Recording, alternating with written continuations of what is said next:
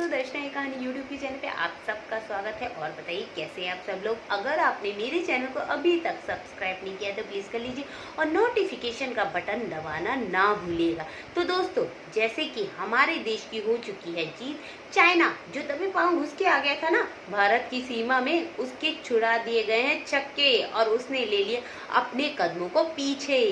और दोस्तों, भारत पे चाइना ही क्यों ना हो, कोई भी देश अगर उंगली उठा के भी देखता है ना तो उसकी उंगली और उसकी आंखें दोनों फोड़ दी जाती है। तो दोस्तों, जैसे कि आप जानते हैं हमारे देश का सम्मान और गौरव बढ़ाने में किसका हाथ है?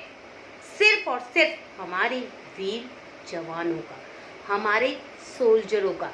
दोस्तों, आज एक वीर जवान ने, आज एक सोल्जर ने मुझसे ये मांग की है कि मैं उनकी लाइफ की सच्ची कहानी आपको सुनाऊं। इसलिए दोस्तों, अगर आपके दिल में अपने देश के लिए जरा सा भी प्यार है तो सुन के बताइए कि आपको कैसा लगा। तो दोस्तों, जैसे कि लद्दाख में इस समय, भारत में लद्दाख पर विपत्ति आई थी तो सारे सोल्जर अपने घर से, मतलब जो भी छुट्टी पे थे सब के सब निकल गए।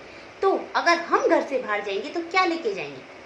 2 जोड़ी कपड़े या 3 जोड़ी, इससे ज्यादा नहीं। लेकिन वो सोल्जर भाई कितना सामान लेके चलते हैं, उनके कंधों पर कितना वजन होता है आप जानते हैं। वो कहीं अपनी खुशी के लिए या अपने मनोरंजन के लिए कुछ नहीं लेके जाते, सिर्फ और सिर्फ हमारे देश की रक्षा के लिए अपने लिए वर्दी और कपड़े लेके चलते हैं। यहाँ तक कि उनके ऊपर जिम्मेदारी है हमारे देश की सुरक्षा की। आप जानते हैं दोस्तों, वो फौजी भाई इतनी तकलीफ में, जैसे कि आप जानते हैं कोरोना वायरस के फैलने में सब चीज़ बंद है, पूरा देश में लॉकडाउन है, आप और मैं घर में सेफ बैठे हैं, लेकिन वो सोल्जर निकला।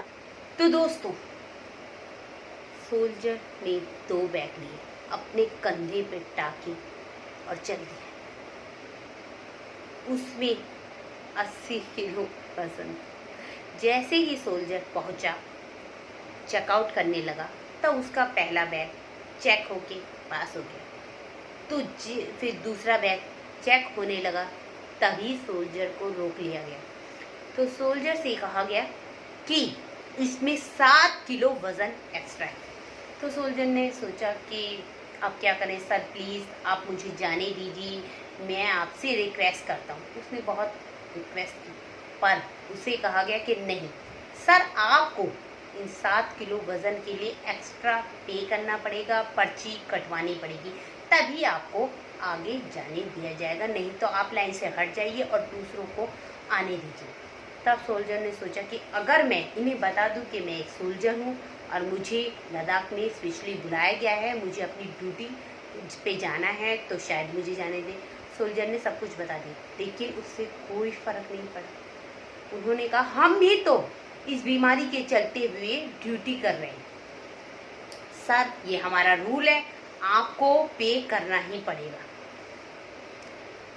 सोल्जर ने सोचा चलो अब कितना पे करना है, तो उन्होंने कहा कि 1 किलो पे 400 रुपये। अब सोल्जर ने लाइन में लगे सभी लोगों से पूछा, क्या आप लद्दाख जा रहे हैं?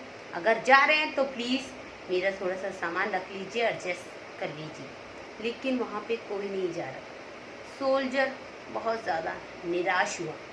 उसने सोचा, बैग खोला, देखा कि इसमें क्या सामान है जिसे मैं कम कर सकता हूँ। उसमें था एक कंबल और उसके घर से उसकी वाइफ ने जो उसे खाना पैक करके दिया था वो। अब आप बताइए, अगर सोल्जर उस कंबल को निकाल देगा तो क्या लद्दाख में इतनी ठंड में वो वहाँ खड़ा होता है? आप खुद सोचिए, क्या आप और मैं वहाँ 1 मिनट भी खड़े हो सकते हैं? सोच भी सकते हैं? बिल्कुल नहीं दोस्तों। अब सोल्जर अगर रास्ते में उसके लिए जाने के लिए, उसके खाने के लिए उसकी वाइफ ने इतने प्यार से जो खाना दिया, जो सिर्फ और सिर्फ उसे वहीं आज ही मिल पाया, कल जाके तो वो अपनी वाइफ का खाना कितना मिस करेगा। तो उसने फिर बहुत सोचा, उसने सोचा चलो मैं पे कर देता हूँ। फिर सोल्जर ने पैसे पे किए, पर्ची कटवाई, जब उसे जाने दी। दोस्तों, आप सोचिए कि मीडिया ये सब किसी भी मुद्दे पे कोई चीज़ उठती है तो सोल्जर के लिए कितना बोला जाता है, लेकिन क्या असल ज़िंदगी में नहीं होंगे तो आप और मैं घर में यूँ बैठे नहीं होंगे। अगर हर कोई इंसान ये सोचने लग जाए कि हम अपने घर में आराम से रहें, बिजनेसमैन बने, हीरो बने, कोई इंजीनियर बने, कोई डॉक्टर बने, कोई टीचर बने, लेकिन सोल्जर कोई नहीं बनेगा। इसलिए प्लीज़ आज के बाद अगर आप कहीं भी हो, किसी भी फील्ड में हो, तो अगर किसी सोल्जर की मदद आपको करनी पड़ जाए तो ज़रूर करना, क्योंकि सोल्जर तो आपकी मदद हमेशा ही कर रहे हैं। जय हिंद।